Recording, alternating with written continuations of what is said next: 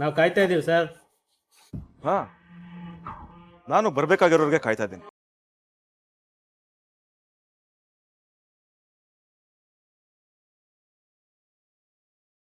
ಅಪ್ಪ ಬರಕ್ಕೆ ಹೇಳಿದ್ರಂತೆ. ನಿನ್ನ ಕರೆದೆ.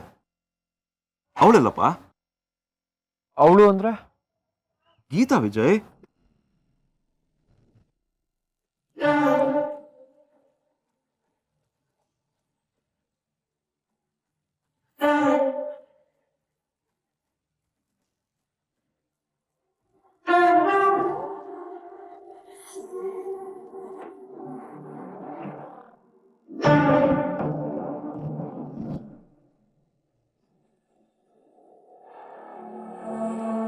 ಇವಳೇ ಅಲ್ವಾ ವಿಡಿಯೋದಲ್ಲಿ ಇದ್ದಿದ್ದು?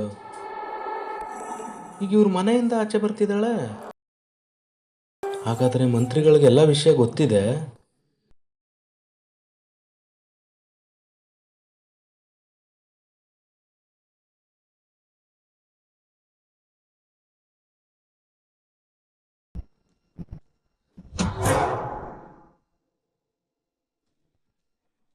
ಪ್ರಿಯ ಮಾಧ್ಯಮದವರೇ, ಇಷ್ಟೊತ್ತು ನನ್ನ ಮಾತಾಡೋಕ್ಕೂ ಬಿಡದೆ ಪ್ರಶ್ನೆ ಮೇಲೆ ಪ್ರಶ್ನೆ ಕೇಳ್ತಾನೆ ಹೋದ್ರಿ.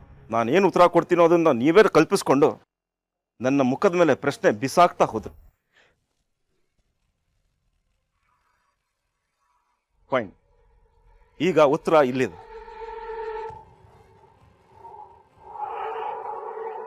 ನೀವು ನೋಡಿದ ವಿಡಿಯೋದಲ್ಲಿ ಇದ್ದಿದ್ದು ಈ ಹೆಣ್ಣು ಮಗಳು ಜೊತೆಯಲ್ಲಿದ್ದು ಇದೇ ಹುಡುಗ ತಾನೆ?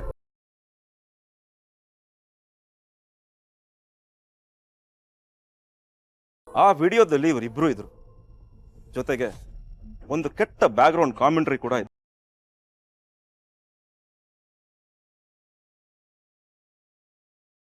ಒಬ್ಬ ವ್ಯಕ್ತಿನ ಉಳಿಸೋದಿಕ್ಕೆ ಇಂಜೆಕ್ಷನ್ ಕೊಡ್ತಾ ಇರೋ ವಿಡಿಯೋಗೆ ಅದೇ ಇಂಜೆಕ್ಷನ್ನ ಆ ವ್ಯಕ್ತಿನ ಸಾಯಿಸ್ತಾ ಇರೋದಕ್ಕೆ ಕೊಡ್ತಾ ಇರೋದು ಅಂತಾನು ಹೇಳ್ಬೋದು.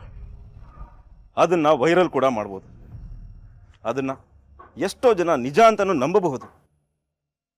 ಯಾಕಂದ್ರೆ ಸುಳ್ಳಿಗೆ 1000 ನಾಲ್ಗೆ ಇರುತ್ತೆ, ಆದರೆ ಸತ್ಯಕ್ಕಿರೋದು ಒಂದೇ ನಾಲ್ಗೆ.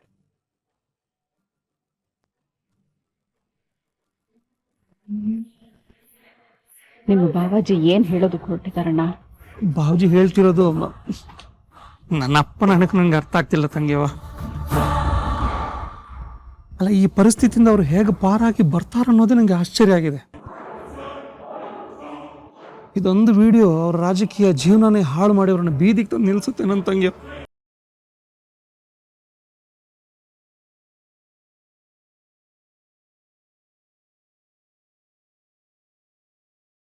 ಸತ್ಯ ಗೊತ್ತಿಲ್ಲದೆ ನೀವೆಲ್ಲ 1000 ಮಾತಾಡಿದೆ, ಪರವಾಗಿಲ್ಲ, ನಾನು ಅದನ್ನು ತಡ್ಕೋತೀನಿ.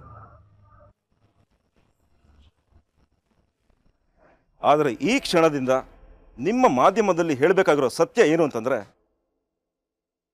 ಈ ಹೆಣ್ಣುಮಗಳು ಗೀತಾ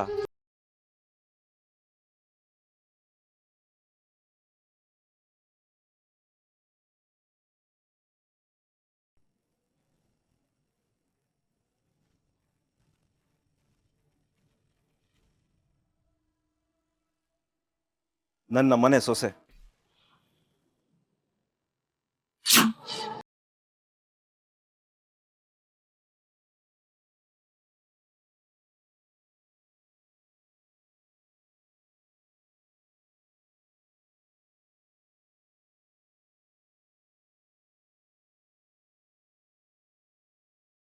ನನ್ನ ಮಗನ ಹೆಂಡತಿ.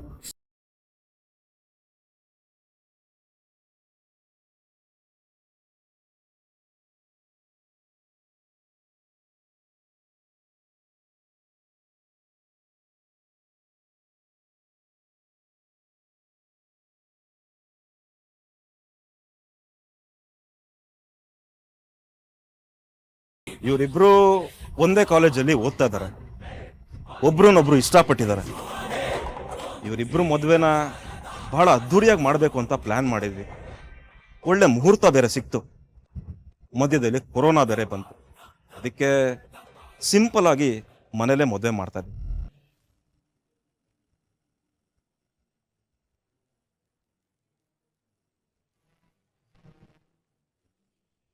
ಇದೆಲ್ಲ ಕಳೆದ್ಮೇಲೆ ಪರಿಸ್ಥಿತಿ ತಿಳಿಯಾದ್ಮೇಲೆ ಇವರಿಬ್ಬರ ಆರ್ಥಕ್ಷತೆಯನ್ನ ಅದ್ದೂರಿಯಾಗಿ ಇಟ್ಕೊಳ್ಬೇಕು ಅಂತ ಇದ್ದೀವಿ. ಜೊತೆಗೆ ನಿಮ್ಗೂ ಇನ್ವಿಟೇಷನ್ ಕೊಡ್ತೇನೆ, ನೀವೆಲ್ಲರೂ ಬಂದು ಹರಿಸ್ಬೇಕು.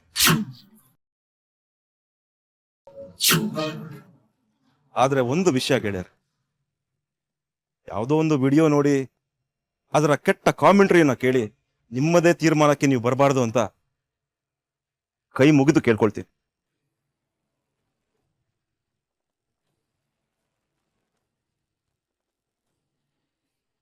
ಸಾರಿ ಸರ್, ಏನ್ ಮಾಡ್ತೀರಾ? ನಿಮ್ಮಂತವ್ರ ಬಗ್ಗೆ, ನಿಮ್ಮ ಮಗನ ಬಗ್ಗೆ ಇಂಥದ್ದೊಂದು ವಿಡಿಯೋ ಎಲ್ಲರ ಮೊಬೈಲಲ್ಲಿ ಕಾಣಿಸ್ತಾ ಇರ್ಬೇಕಾದ್ರೆ ನಮಗೂ ಕೇಳೋದು ಅನಿವಾರ್ಯ ಆಗುತ್ತಲ್ವಾ ಸರ್? ಆಯ್ತು, ನೀವು ಕೇಳಿದ್ದು ಆಯ್ತು, ನಾನು ಹೇಳಿದ್ದು ಆಯ್ತು. ದಯಮಾಡಿ ನಿಮ್ಮ ಚಾನೆಲ್ಗಳ ಮೂಲಕ ಇಲ್ಲೇನೂ ಆಗಿಲ್ಲ, ಮಂತ್ರಿಗಳ ಮಗ ಯಾರನ್ನು ಹಾಳು ಮಾಡಿಲ್ಲ ಅಂತ ದಯವಿಟ್ಟು ತಿಳಿಸಿ. ಹಾಗೆ ಅವನಿದ್ದಿದ್ದು ಅವನ ಹೆಂಡತಿ ಜೊತೆ ಅಂತ ಸಮಾಜಕ್ಕೆ ಅರ್ಥ ಮಾಡಿಸಿ ಪ್ಲೀಸ್. ಖಂಡಿತ ಸರ್, ಆ ಕೆಲಸ ಈ ಕ್ಷಣದಿಂದಲೇ ಶುರುವಾಗುತ್ತೆ.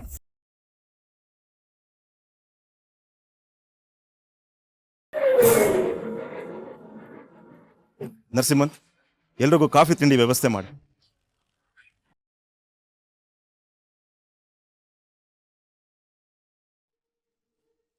ಲೇ, ನನ್ನ ಹಣೆ ಬರಹದ ಟೆಲಿಕಾಸ್ಟ್ ನೋಡಿದ್ಮೇಲೂ ಗೌರವದ ಬಗ್ಗೆ ಮಾತಾಡ್ತಿದ್ಯಲ್ಲೋ. ನೋಡ, ಯಾರು ನಿನಗಾಗ್ದವ್ರು ಈತ ಮಿನಿಸ್ಟರ್ ಮಗನ ವಿಡಿಯೋ ತೆಗೆದು ಅದಕ್ಕೆ ಕೆಟ್ಟ ಅರ್ಥ ಬರೋ ಹಾಗೆ ಕಾಮೆಂಟ್ರಿ ಕೊಟ್ರೆ ಸತ್ಯ ಸತ್ತೋಗುತ್ತಾ ಹೇಳು? ಅಲ್ಲ ಜಯಣ್ಣ, ಈಗ ನಿಮಗೆ ಗೊತ್ತಾಗಿರೋ ಸತ್ಯ ಯಾವುದು? ಅದೇ ಅಮ್ಮ, ಆ ಮಿನಿಸ್ಟರ್ ಮಗ ನಿಮ್ಮ ಮಗಳ ಗೀತಾ ಒಬ್ರನ್ನೊಬ್ರು ಇಷ್ಟಪಡ್ತಾ ಇದ್ರು.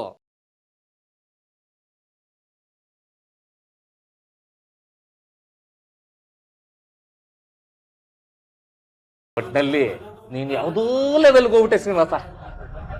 ನಿನ್ಗೆ ಹೇಗೆ ಗೊತ್ತಾಯ್ತು? ಅವ್ರಿಬ್ರಿಗೂ ಮದುವೆ ಮಾಡ್ಬೇಕು ಅಂತ ನೀವುಗಳು ಕಾಯ್ತಾ ಇದ್ರಿ.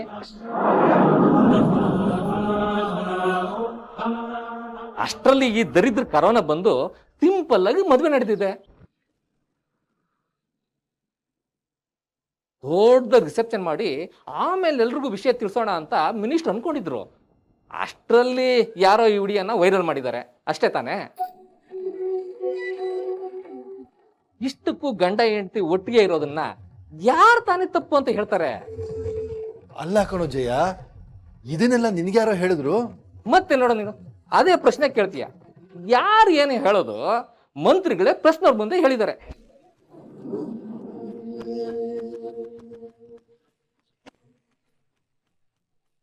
ಯಾವ ಚಾನಲ್ ಹಾಕಿದ್ರು ಅದೇ ಬ್ರೇಕಿಂಗ್ ನ್ಯೂಸ್. ಒಟ್ನಲ್ಲಿ ಶ್ರೀನಿವಾಸ, ನೀನು ಯಾವುದೋ ಲೆವೆಲ್ಗೆ ಹೋಗ್ಬಿಟ್ಟೆ. ಸುಮ್ಮನಿರ ಸಾಕು, ನೀನಿನ್ನೆ ಮುಖ ನೋಡ್ತಾ ನಿಂತಿದ್ಯಾ? ಹೋಗೆ ಟಿವಿ ಹಾಕು, ಹೋಗೆ. ಶ್ರೀನಿವಾಸ,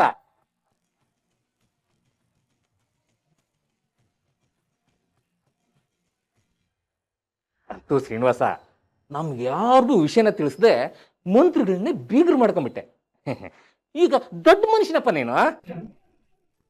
ಶ್ರೀನಿವಾಸ, ಮಂತ್ರಿಗಳು ಬೀಗ್ರಾಗವ್ರೆ ಅಂತ ನಮ್ಮನ್ನು ಮಾತ್ರ ಮರಿಬೇಡಪ್ಪ. ಹೋಗ ಹೋಗಿ ಕೆಲಸ ನೋಡ್ಕೊಳ್ಳೋ. ಕೆಲ್ಸಕ್ಕೆ ಬಾದರೆ ಮಾತಾಡ್ಕೊಂಡು ನಿಂತಿರ್ತಾನೆ, ಹೋಗೋ. ಹೂನಪ್ಪ, ದೊಡ್ಡವರಾದ್ಮೇಲೆ ಎಲ್ಲ ಹಿಂಗೆ.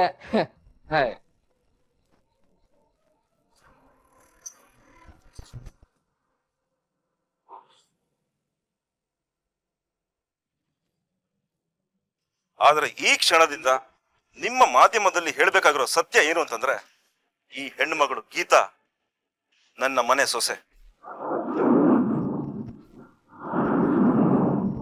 ನನ್ನ ಮಗನ ಹೆಂಡತಿ. ಇವರಿಬ್ರು ಮದುವೆನ ಬಹಳ ಅದ್ದೂರಿಯಾಗಿ ಮಾಡ್ಬೇಕು ಅಂತ ಪ್ಲಾನ್ ಮಾಡಿದ್ವಿ. ಒಳ್ಳೆ ಮುಹೂರ್ತ ಬೇರೆ ಸಿಕ್ತು. ಇದಕ್ಕೆ ಸಿಂಪಲ್ ಆಗಿ ಮನೇಲೆ ಮದುವೆ ಮಾಡ್ತಾ ಇದೀವಿ. ಇವರಿಬ್ಬರ ಆರ್ಥಕ್ಷತೆಯನ್ನ ಅದ್ದೂರಿಯಾಗಿ ಇಟ್ಕೊಳ್ಬೇಕು ಅಂತ ಇದ್ದೀವಿ. ಜೊತೆಗೆ ನಿಮ್ಗೂ ಇನ್ವಿಟೇಷನ್ ಕೊಡ್ತೇನೆ, ನೀವೆಲ್ಲರೂ ಬಂದು ಹರಿಸ್ಬೇಕು. ಯಾವುದೋ ಒಂದು ವಿಡಿಯೋ ನೋಡಿ ಅದರ ಕೆಟ್ಟ ಕಾಮೆಂಟ್ರಿಯನ್ನ ಕೇಳಿ ನಿಮ್ಮದೇ ತೀರ್ಮಾನಕ್ಕೆ ನೀವು ಬರಬಾರ್ದು ಅಂತ ಕೈ ಮುಗಿದು ಕೇಳ್ಕೊಳ್ತೀನಿ.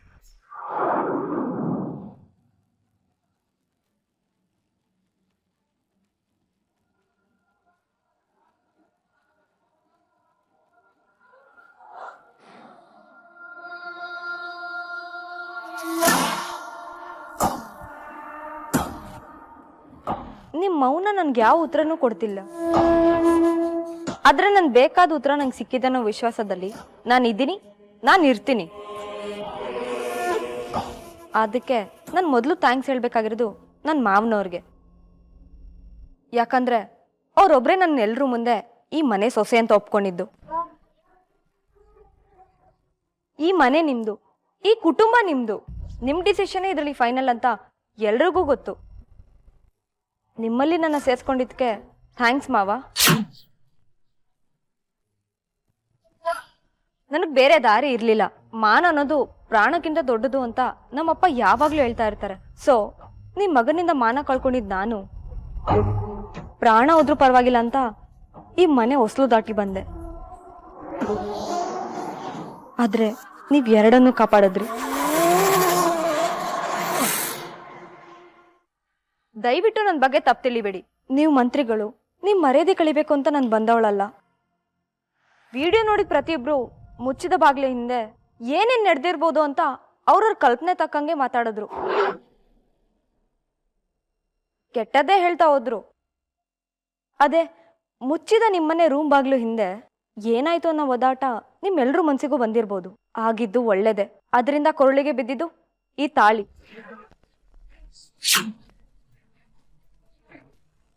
ನೋಡೋ, ನೀನು ಬಾಯಿಗೆ ಬಂದಿದ್ದೆಲ್ಲ ವಿಜಯ್, ಏನು ಮಾತಾಡ್ಬೇಡ.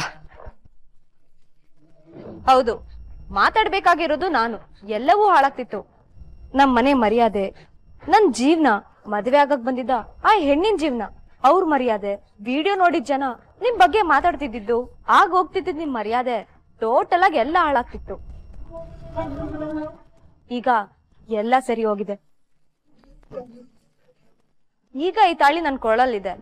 ಆಗಿದ್ಮೇಲೆ ನಾನ್ ಇರ್ಬೇಕಾಗಿರೋದು ಈ ಮನೇಲಿ. ಇರ್ಬೇಕಾಗಿದ್ ಮನೆಗೆ ನಾನ್ ಬಂದಿದ್ದೀನಿ. ಇದಿಷ್ಟು ನನ್ ಮಾತು. ಈಗ ನೀವೇನ್ ಮಾತಾಡ್ಬೇಕೋ ಮಾತಾಡಿ.